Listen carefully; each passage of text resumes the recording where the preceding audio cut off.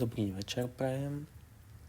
Dnes by sme sa opäť pozreli na rozobratie jednej z našich prác.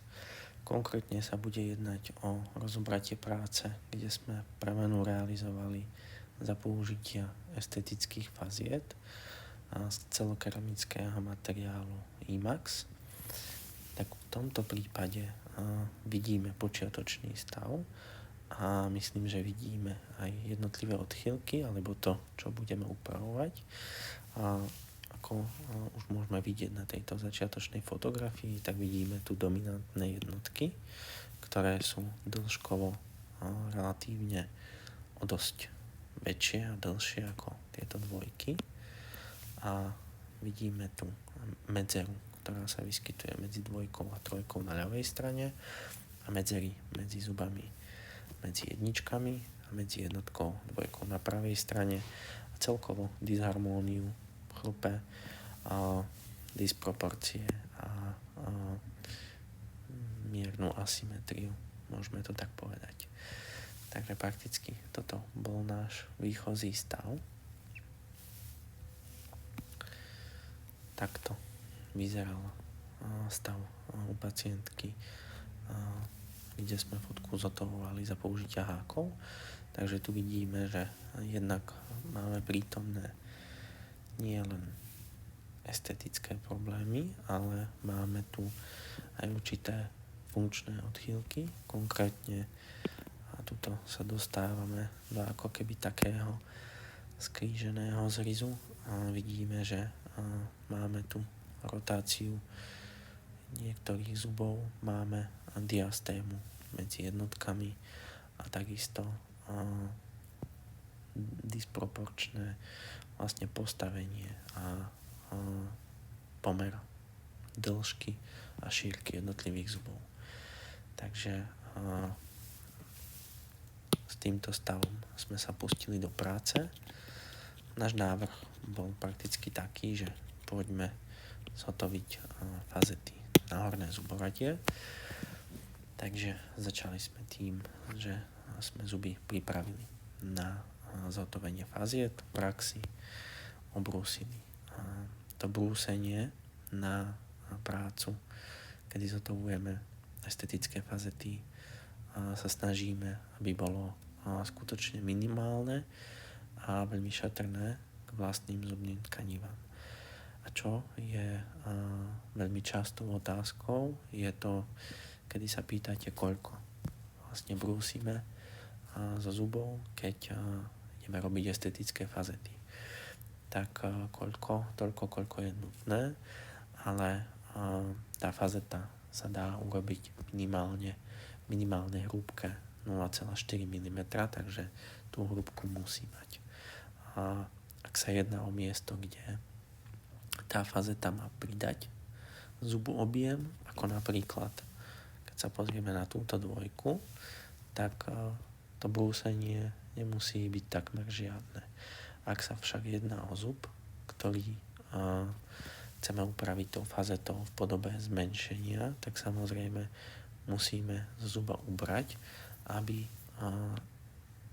tá fazeta dokázala prekryť ten zub a vytvoriť nový tvar zuba. Takže to brúsenie je na každom zube iné. Ale ukážeme si aj v praxi, ako napríklad to brúsenie za zachovania princípu maximálnej šetrnosti k zubným tkanivám vyzeralo. Takže tuto som urobil prakticky dve fotografie. Jedna je pred obrúsením a druhá je po obrúsení. A dal som vám to takto hneď vedľa seba, aby sme prakticky vedeli zhodnotiť alebo si predstaviť, koľko tých tkaní sme obrúsili. Tak už ako sme začali pred chvíľkou pri tej jedničke, tým, že sme ju chceli zmenšiť, proporčne pretvarovať, tak samozrejme tá preparácia bola výraznejšia, avšak na dvojke, do ktorej pridávame objem, tak tá preparácia spočívala len vo vytvorení ako keby preparačnej línie pri krčkovom uzávere, aby práca dokonale sedela. A táto preparačná línia slúži technikovi ako určenie čiary alebo líhy, kde má fazetu alebo protetickú prácu ukončiť. Tuto máme brúsené, konkrétne vidíme zuby 1, 2, 3, 4 a aj 5 a tuto sú zuby nebrúsené. Takže takto zhruba vyzerala tá preparácia.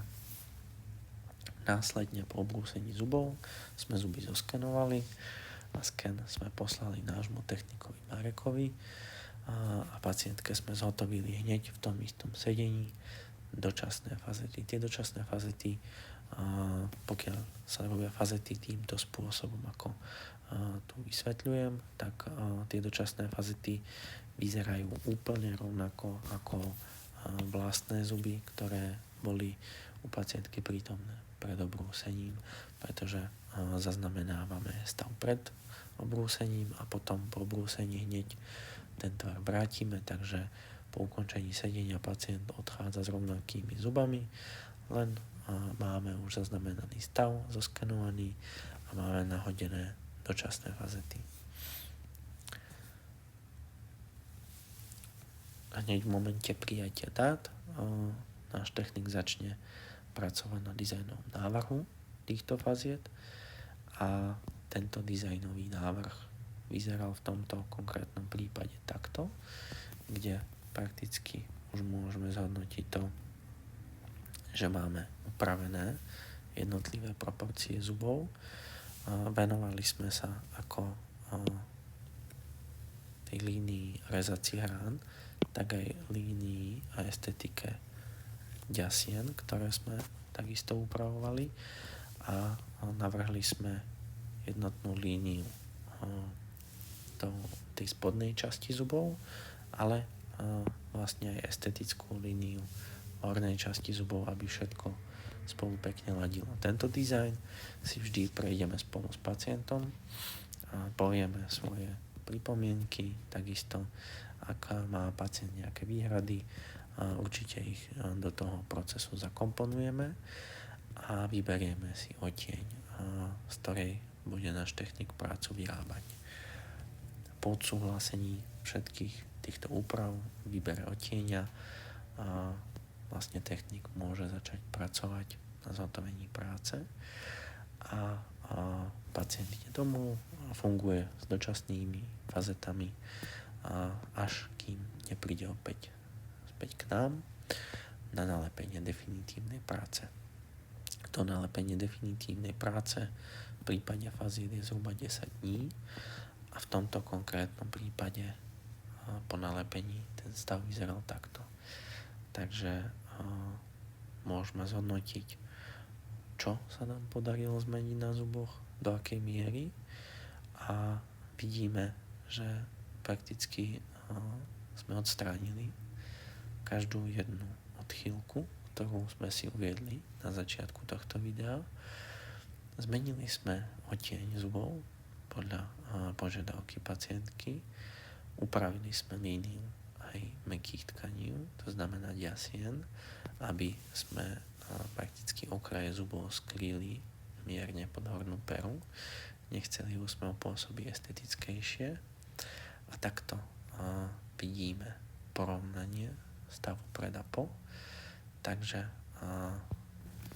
môžete vidieť tú premenu a mieru toho, čo sa nám podarilo vzhľadom na to, že sa jedná o minimálne invazívny zákrok a že to brúsenie bolo maximálne šetrné, tak si myslím, že pre pacientku sme dosiahli určite uspokojivý a pre ňu veľmi, aj pre nás veľmi potešujúci výsledok.